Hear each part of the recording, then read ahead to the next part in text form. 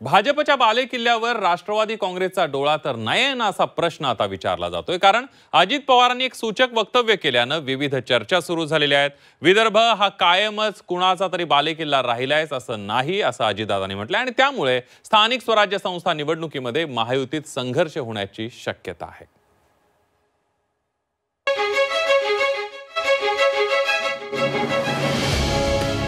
नागपूर हा भाजपचा परंपरागत बालेकिल्ला, मात्र भाजपच्या याच गडात राष्ट्रवादी काँग्रेसचं चिंतन शिबिर होतंय। सध्या राज्यात स्थानिक स्वराज्य संस्था निवडणुकीचे वारे वाहत आहेत। त्यातच अजितदादांनी एक सूचक वक्तव्य केलंय।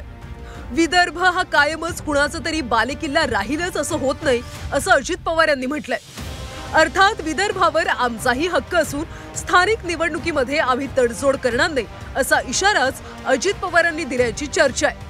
त्यामुळे पूर्वी काँग्रेसचा बालेकिल्ला म्हटला जाणाऱ्या विदर्भात सध्या भाजपची सरशी आहे। अशा परिस्थितीमध्ये अजितदादांनी हे वक्तव्य केल्यानं हा थेट भाजपला सूचक इशारा तर नाही ना अशीही चर्चा सुरू झाली।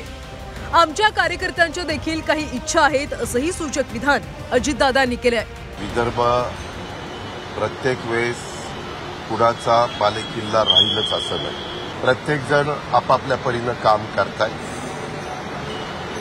आज भारतीय जनता पक्ष देश पातळीवरचा मोठा पक्ष आहे, राज्याचा मोठा पक्ष आहे। त्यांचे प्रमुख नेते देवेंद्र फडणवीस हे स्वतः नागपूर वंत प्रतिनिधित्व करतात। गडकरी साहेब नागपूरचं प्रतिनिधित्व दिल्लीमध्ये करतात आणि त्याच्यामुळं त्यांच्याही कार्यकर्त्यांच्या वेगळ्या अपेक्षा आहेत। तशा आमच्याही शिंदे साहेबांच्या शिवसेनेच्या, आमच्या राष्ट्रवादीच्या, आमच्याही कार्यकर्त्यांच्या काही अपेक्षा आहेत की बाबा इथं आम्हाला पण संधी मिळाली पाहिजे। एकत्र बसून समन्वय साधण्याचा प्रयत्न आम्ही करू। आगामी स्थानिक स्वराज्य संस्था निवडणुकीच्या दृष्टीनं राष्ट्रवादी काँग्रेसनं सुद्धा कंबर कसली आहे। त्याचाच एक भाग म्हणून नागपूरमध्ये राष्ट्रवादी काँग्रेसचं चिंतन शिबिर होतं।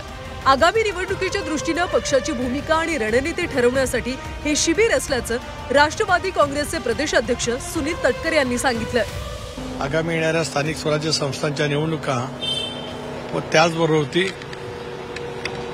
संघटनात्मक बांधणी, पुढच्या 5 वर्षाचा रोडमॅप अशा अनेक विषयांच्यावरती आम्ही त्या ठिकाणी चर्चा करणार आहोत। पक्षाच्या प्रमुख काही नेतृत्वाखाली वेगवेगळे आम्ही ग्रुप्स त्या ठिकाणी करणार आहोत आणि त्याच्या माध्यमातून वेगवेगळे विषय त्यांच्यासोबत दिलेले आहेत आणि त्यामध्ये शिबिरार्थी जे आज प्रतिनिधी सहभागी झालेले आहेत त्यांचं सुद्धा संघटन आणि त्या विषयावरती नेमकं काय म्हणणं आहे, पक्षाने नेमक्या कशा पद्धतीने वाटचाल करावी याच पद्धतीचं विचार मंथन आपल्याला या शिबिराच्या माध्यमातून पाहायला मिळेल। राष्ट्रवादीच्या चिंतन शिबिरामध्ये उपमुख्यमंत्री आणि राष्ट्रवादीचे अध्यक्ष अजित पवार यांनीही मार्गदर्शन केलंय। हे चिंतन शिबिर पुढच्या पिढीसाठी असून आज दिवसभर फक्त भाषणं होणार नाही तर चर्चेतून आपल्याला पक्षाचा एक ठोस आराखडा तयार करायचा असल्याचं अजित पवार यांनी सांगितलं। इतकंच नाही तर कोणत्याही मंत्र्याला पक्षापेक्षा इतर कामं जास्त महत्त्वाची वाटत असतील तर त्यांची जागा मोकळी करूया असा इशारा अजित पवार यांनी मंत्र्यांना दिलाय।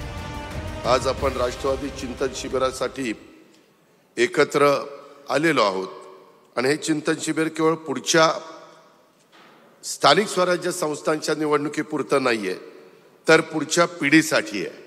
आणि म्हणून तुम्ही सगळ्यांनी आजपर्यंतची जी शिबिरं पाहिली त्यापेक्षा आजचं शिबिर थोडंसं वेगळ्या पद्धतीचं आहे। ते तुम्हाला दिवसभरामध्ये लक्षामध्ये येईल आणि आज फक्त भाषणं करून आपल्याला दिवसभराचा वेळ घालवायचा नाहीये तर आज आपण जे आता ग्रुप केले जातील त्याच्यामध्ये प्रामाणिकपणे चर्चा, त्याच्यामधले देखील काही ठोस निर्णय आपल्याला घ्यायचे आहेत आणि आज संध्याकाळपर्यंत आपण सर्वजण मिळून जो आराखडा ठरवणार आहोत त्यालाच आपण नागपूर डिक्लेरेशन म्हणून अभिमानानं मांडणार आहोत।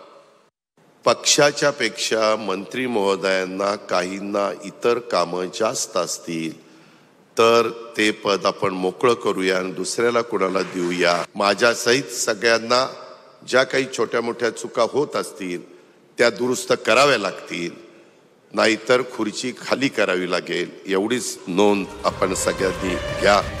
विदर्भावर पुन्हा एकाचा वरचष्मा राहणार नसल्याचं सांगत अजित पवार यांनी सूचक इशारा दिला। त्यातच पक्षाचं चिंतन शिबिर सुद्धा नागपुरात घेऊन अजित पवारांनी पक्षाच्या विदर्भातल्या केडरला योग्य तो संदेश दिल्याची चर्चा आहे. आता आगामी स्थानिक स्वराज्य संस्थांमध्ये महायुतीत विदर्भावरून कुरबुरी होणार का हे पाहावं लागेल. अमर काणे, झी 24 तास, नागपूर.